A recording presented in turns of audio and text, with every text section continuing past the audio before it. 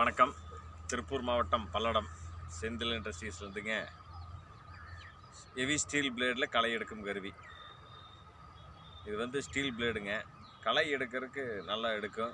நிறைய மூவிங் ஆகிட்டு இருக்குது. உங்களுக்கு வந்து டெமோ வீடியோ காட்டுறேன், பாருங்கள். வேணுங்கிறவங்க எங்களை தொடர்பு கொள்ளுங்க. உங்களுக்கு வந்து நாங்கள் கொரியரில் அனுப்பிச்சி வைக்கிறோம். நன்றி. வீடியோ பாருங்கள்.